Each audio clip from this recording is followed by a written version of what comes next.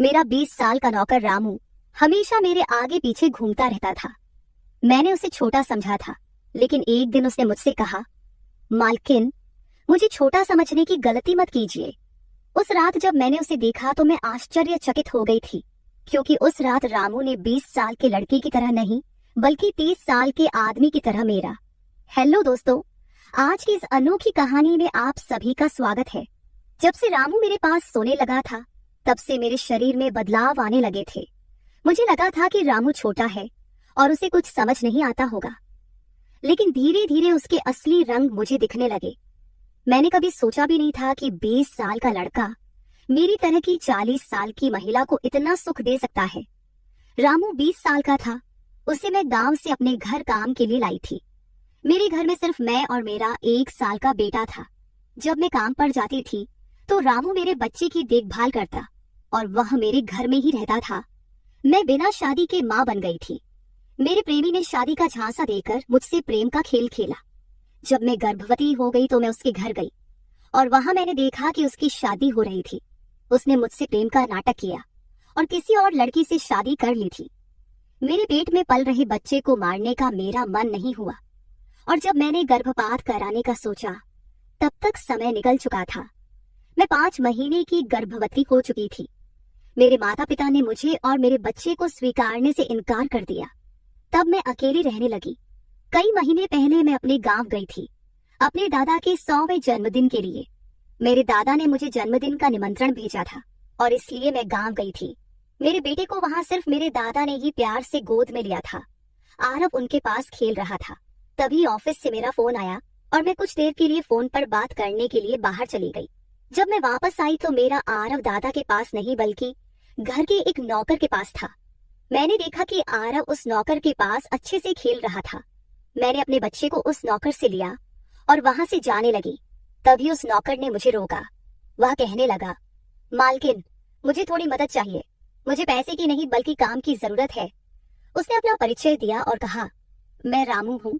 मैं इस घर में गाय भैंस के गौशाले की सफाई का काम करता था, लेकिन अब बड़े साहब गाय भैंस बेचने की बात कर रहे हैं। अगर आपके पास कोई काम हो तो दीजिए। मुझे काम की बहुत जरूरत है। मेरे माता पिता भी मजदूरी करते हैं। मुझे काम की बहुत जरूरत है। तब मैंने कहा, मेरे बच्चे की देखभाल का काम है, लेकिन इसके लिए तुम्हें शहर चलना होगा। इस काम के लिए मैं तुम्हें 5,000 रुपये महीना दूंगी। रामू मेरे साथ शहर आने के लिए तैयार हो गया। आरव उसके साथ अच्छे से रहता था और यह देखकर मैंने रामू को अपने घर लाने का फैसला किया। रामू तब से मेरे घर में ही रहने लगा।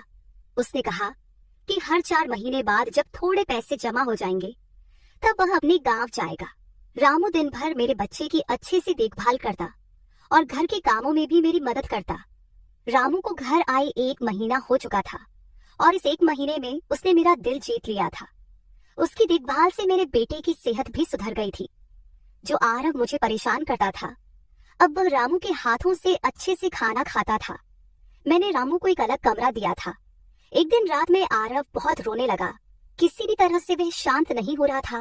बच्चे के रोने की आवाज सुनकर रामू मेरे कमरे में आया और उसने आरव को मुझसे ले लिया। रामू के पास जाते ही आरव शांत हो गया था। रात बहुत हो चुकी थी। आरव रामू को छोड़ नहीं रहा था, तो मैंने रामू को अपने कमरे में ही सोने के लिए कह दिया। सुबह जब मैं उठी तो आरव रामू से लिपट कर सो रहा था। उस रात के बाद से रामू आरव के लिए मेरे कमरे में सोने लगा। रामू के आने के बाद सब कुछ अच्छे से चल रहा था। रामू के काम से खुश होकर छुट्टी के दिन मैं उसे मॉल लेकर गई। वहां मैंने उसके लिए अच्छे कपड़े खरीदे और सैलून में जाकर उसकी नई हेयर स्टाइल बनवाई।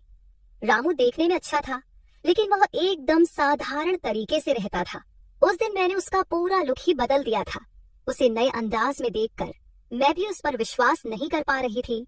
कल तक जो एक साधारण सा नौकर था, वह इतना हैंडसम और स्मार्ट दिख सकता है, इसकी मैंने कल्पना भी नहीं की थी।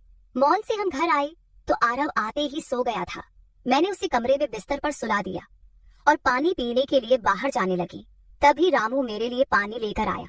पानी पीकर मैंने गिलास रखा और रामू मुझे तब से ही एकटक देख रहा था। जैसे ही मैंने गिलास रखा, उसने मुझे गले लगा लिया। कई सालों बाद किसी पुरुष ने मुझे गले लगाया था। मैंने उसे खुद से दूर किया। तब रामू ने कहा, मालकिन, आपकी वजह से आज पहली बार मैंने खुद से प्यार करना सीखा है। जिंदगी बहुत खूबसूरत है, बस इसे जीना आना चाहिए। आज आपने मेरा कायाकल्प करवा कर मुझ पर बहुत बड़ा उपकार किया है। मैं सच में बहुत अच्छा दिख रहा हूँ। रामू के चेहरे पर खुशी देखकर मैं भी खुश थी।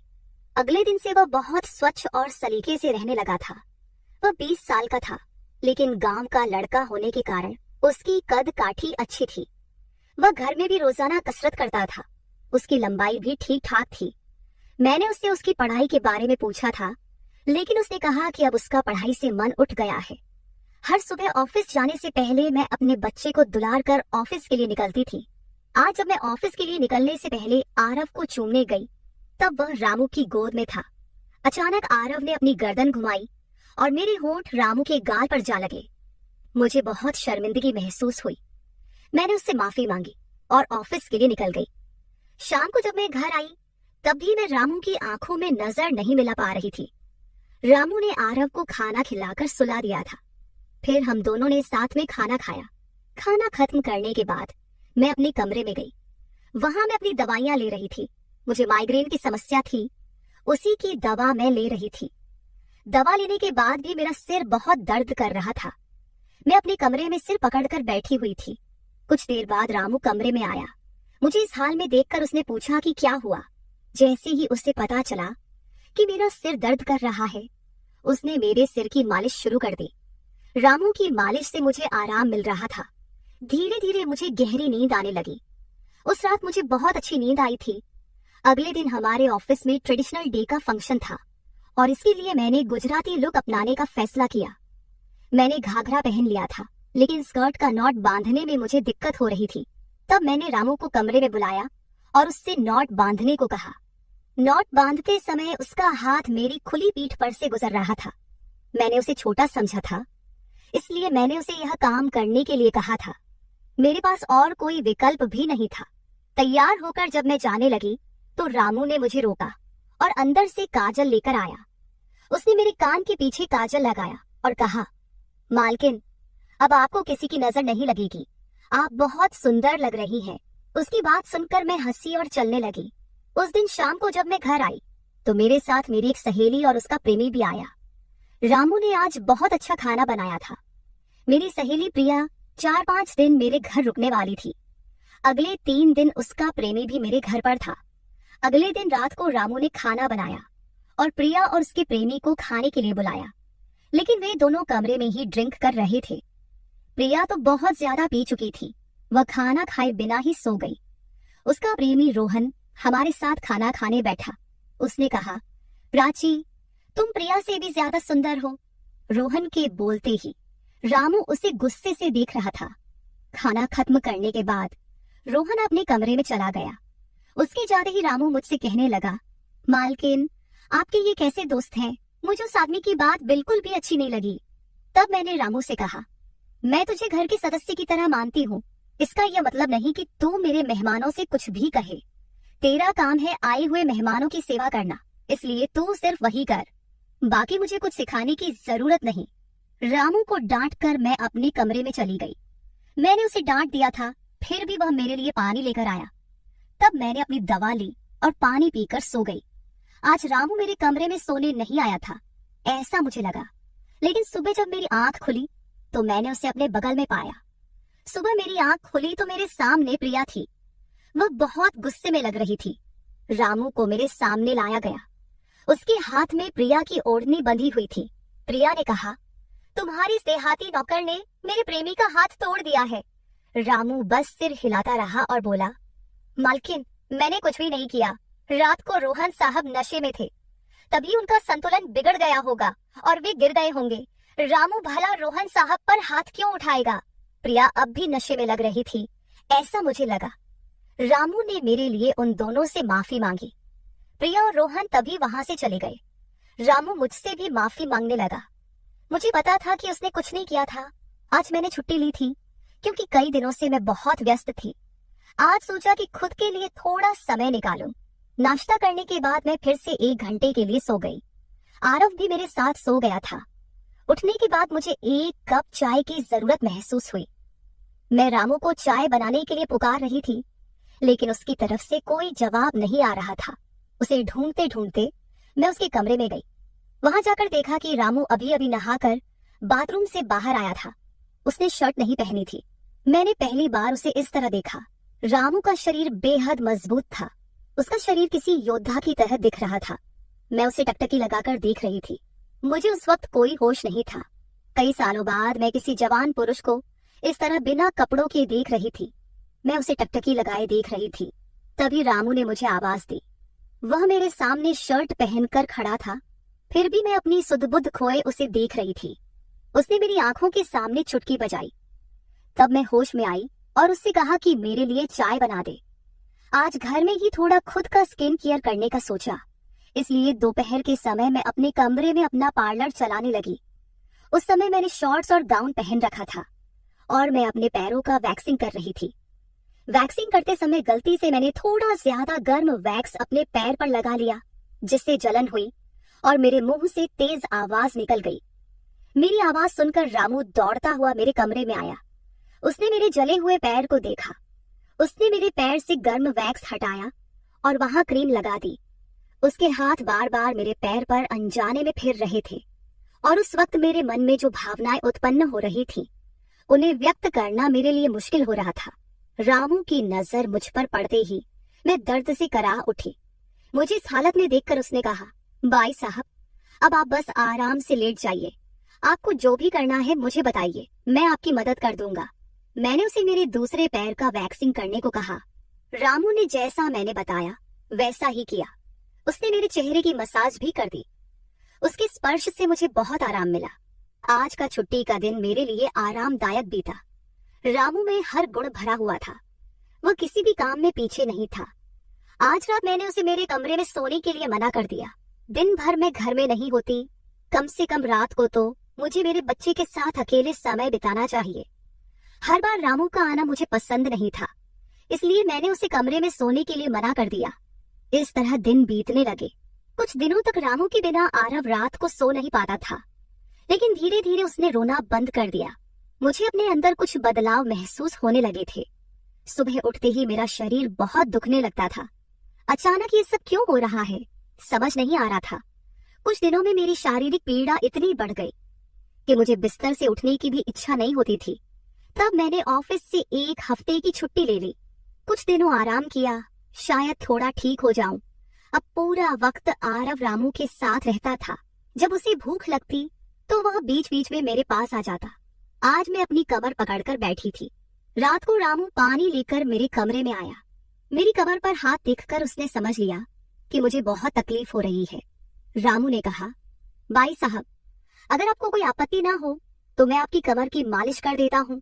मेरी कमर इतनी दुख रही थी कि मैंने उसकी मालिश के लिए हाँ कर दी, लेकिन उससे पहले मैंने अपने कमरे की लाइट बंद कर दी। छोटी 0 बल्ब की रोशनी में मेरी कमर उसे नहीं दिखेगी, इसलिए मैंने कमरे की बड़ी लाइट बंद करके 0 बल्ब जला दिया। वह जब मालिश कर रहा था मुझे बहुत आराम मिल रहा था। मालिश करने से मेरी पीड़ा जैसे झट से गायब हो गई थी।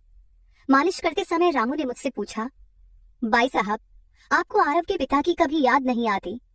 आप इतनी सुंदर और जवान होकर भी अभी तक अकेली क्यों हैं? उसके सवाल का मेरे पास कोई सही उत्तर नहीं था। मैंने उससे कहा कि शायद तुम्हारे सवाल का उत्तर मेरे पास नहीं है। उस सवाल पर वहीं विराम लग गया।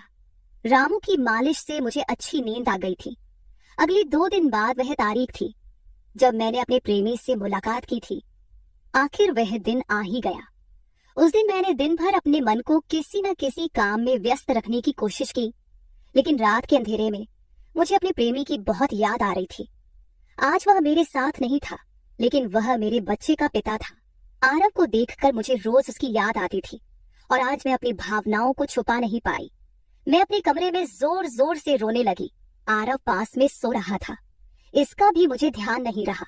मैंने आज अपनी दवाइयां भी नहीं ली थी। रामू पानी लेकर मेरे कमरे में आया। मुझे रोते हुए देखकर उसने मुझे पानी पिलाया। जब मैं शांत हुई तो उसने मुझे दवाइयां दी। मेरे रोने की आवाज से आरव हल्का हिलने लगा। वह जाग न जाए, इसलिए रामू मुझे अपने कमरे में ले गया। वहां जाकर मैंने उसे कसकर गले लगा लिया। ऐसा लग रहा था कि मैंने अपना होश खो दिया था। मेरा रोने का कारण सुनकर रामू भी शांत हो गया था। वह लगातार मेरे आंसू पोंछ रहा था।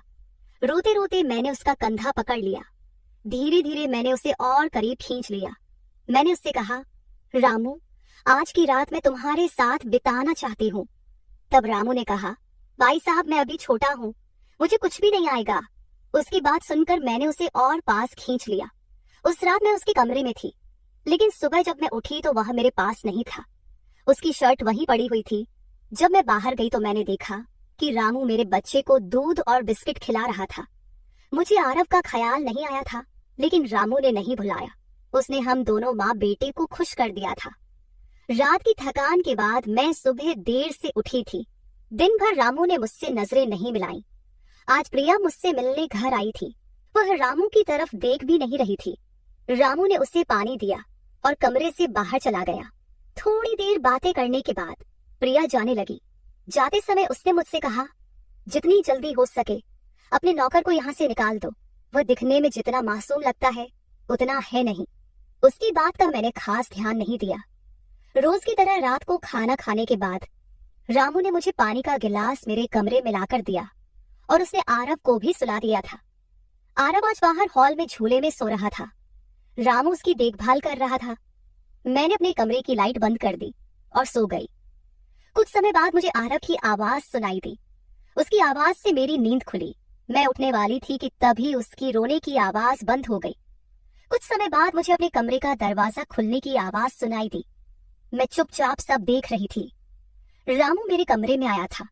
उसने मेरे पास आकर यह देखने की कोशिश की कि मैं सो रही हूं या नहीं, और फिर उसने मेरा मोबाइल उठाया। उसकी वह खोजबीन देखकर मैंने जल्दी से कमरे की लाइट ऑन कर दी।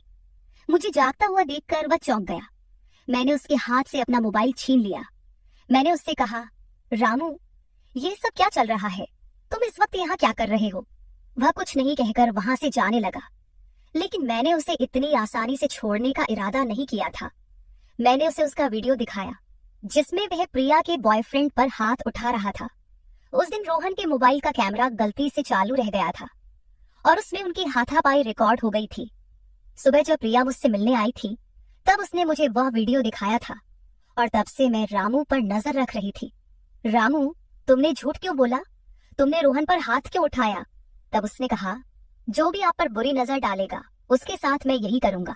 मालकिन, उस रात जब रोहन नशे में था वो आपके कमरे में आया था। वो आपके साथ कुछ गलत करने की कोशिश कर रहा था और इसलिए मैंने उस पर हाथ उठाया। रामू की बात सुनकर मैंने कहा, ठीक है, मैं तुम्हारी बात मानती हूँ, लेकिन तुम मुझे नींद की दवा क्यों दे रहे थे? आज मैंने तुम्हें मेरे पानी में दवा मिलाते हुए देखा है। तुम्हारी नजर मुझ पर थी और तुम जो चाहते थे वह मैंने तुम्हें दे दिया है। अब अपना हिसाब करो और गांव निकलो। मेरी बात सुनकर रामू बोला, मालकिन, आप जैसा सोच रही हैं वैसा कुछ भी नहीं हुआ है। कल रात मैंने आपके साथ कुछ भी गलत नहीं किया। मैंने आपके पानी में नींद की दवा मिलाई थी जिससे आप मेरे पास आते ही सो गई थी और मुझे आपके साथ कुछ भी गलत नहीं करना था। कुछ दिन पहले मैंने आपको रात में फोन पर बात करते हुए देखा था। मैंने आपकी बातें सुनी थी। आप फिर से अपने उस प्रेमी से मिलने की तैयारी कर रही थी। आपकी मुलाकात आपके ही घर में तय हुई थी। मुझे यह सब पता था। आप उससे ना मिले इसलिए मैं आपको रात में नींद की दवा दे रहा था। वह व्यक्ति अब भी आपको धोखा दे रहा है। वह आपसे झूठ बोल रहा है। वह आपके बच्चे को आपसे छीनने के लिए आपके करीब आ रहा है। उसकी पत्नी को बच्चा नहीं हो सकता, इसलिए वह आपके पास आ रहा है। उसने अपनी पत्नी को तलाक नहीं दिया है। वह आपसे झूठ बोल रहा है। रामू, तुम हो कौन? तुम्हें यह सारी जानकारी कैसे मिली? तब उसने कहा, आपके बाबा साहेब ने मुझे आपका फोटो दिखाया था। मुझे आप पहली नजर में ही अच्छी लगी थी, लेकिन बाबा साहेब ने यह भी कहा था कि आप शादी के खिलाफ हैं।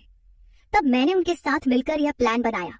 आपके दिल में अपनी जगह बनाने के लिए मैं यहाँ आया था, लेकिन यहाँ आने के बाद मैंने देखा कि बहुत से लोग आप पर बुरी नजर रखते हैं, इसलिए मैंने आपकी सुरक्षा करनी शुरू कर दी। रामू 20 साल का नहीं था। मेरा पहला शक सही निकला। वह 30 साल का था और एक अच्छी नौकरी पर था। उसने मेरे प्यार के लिए इतनी मेहनत की थी। रामू ने मेरे प्रेमी के बारे में जो भी कहा था वह सब सच था। रामू ने मेरे प्रेमी की सारी जानकारी सही निकाली थी। रामू जैसा ईमानदार पति और मेरे बच्चे का पिता मिलना मेरे लिए बहुत बड़ी बात थी। मैं अपने प्रेमी के धोखे के जाल में फंसने से बच गई थी। आज मैं विक्रांत उर्फ रामू के साथ बहुत खुश हूँ। वह मुझसे और मेरे बच्चे से बहुत प्यार करता है। मेरे बाबा साहिब की वजह से आज मेरा परिवार शुरू हुआ। मुझे रामू जैसा पति मिला, ये मेरा सौभाग्य था। दोस्तों, जो आपसे सच्चा प्यार करता है वह किसी भी कठिनाई में आपका साथ नहीं छोड़ता। रिश्ते निभाने वाले को किसी वजह की जरूरत नहीं होती और रिश्ते तोड़ने वालों के लिए एक बहाना भी काफी होता है। तो दोस्तों, ये थी हमारी आज की छोटी सी कहानी। आपको ये कहानी कैसी लगी कमेंट करके जरूर बताएं। अगर आप ऐसी ही और भी इंटरेस्टिंग कहानियां सुनना चाहते हो तो चैनल को सब्सक्राइब जरूर कर ले और बेल नोटिफिकेशन ऑन कर ले, ताकि आपको मेरी आने वाली हर वीडियो समय सिर मिल सके। कल मिलेंगे एक और वीडियो के साथ। धन्यवाद।